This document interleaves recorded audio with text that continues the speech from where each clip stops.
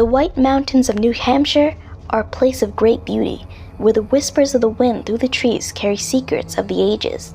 I'd always been drawn to these woods, a place where one could truly feel alone, yet part of something greater. But there was one secret I wish I'd never uncovered. It was a late autumn evening when I decided to take a hike through the lesser-known trails, the ones that meandered through the densest parts of the forest. The air was cool and crisp, the sky painted with the vibrant hues of the setting sun. I'd heard the stories, of course, the tales told around campfires of a tall, shadowy figure that stalked the woods.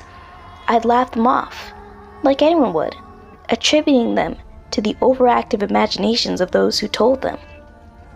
But that night, I would become a believer. As the light began to fade, I found myself deeper in the forest than I'd planned.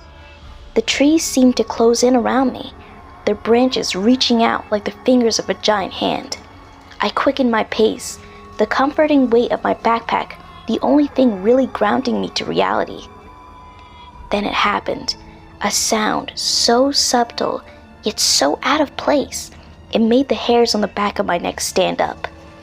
A twig snapped, not by my foot, but behind me. I spun around, my heart racing, but there was nothing there.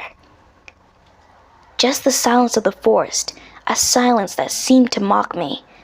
I told myself it was just a deer, or perhaps a small bear, but the unease of my gut told me otherwise. I resumed my walk, but the feeling of being watched grew stronger with every step.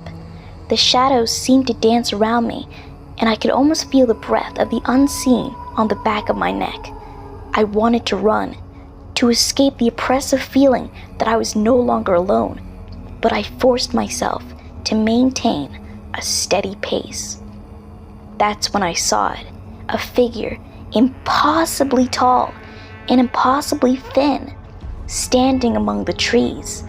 It was motionless, its form barely discernible in the fading light. It was the woods devil. The woods devil, as if ripped from the pages of the very legends I'd scoffed at, was before me. I stood there, frozen in place, my mind racing. Was this just a trick? A prank?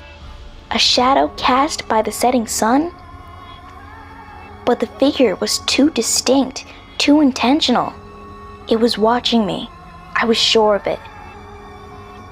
I don't know how long I stood there, locked in a silent standoff with the creature. It felt like an eternity. Then, as if sensing my resolve, the figure began to move. It didn't walk or run. It glided silently between the trees, disappearing into the darkness. The spell broken, I turned and fled. I ran as fast as my legs could carry me, not daring to look back. Branches tore my clothes, roots threatened to trip me, but fear let me speed I didn't know I possessed. When I finally burst out of the forest and into the safety of my camp, the fire long since extinguished, I collapsed. My breath came in ragged gasps, my body trembling from the exertion and terror. I spent a sleepless night in my tent, jumping at every sound, every rustle of leaves. By the light of day, I tried to rationalize what I'd seen, to convince myself it was all in my head. But the fear remained, a constant companion that whispered to me of the unknown, of the woods devil. I left the White Mountains that morning, and I haven't returned since.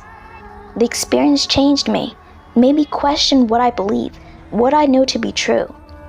The woods devil's out there, somewhere in the deep dark woods, doing something. But that's none of my concern. I just hope that our paths never cross again. Hope you enjoyed that story, and I'll see you in the next one. See you on the flip side.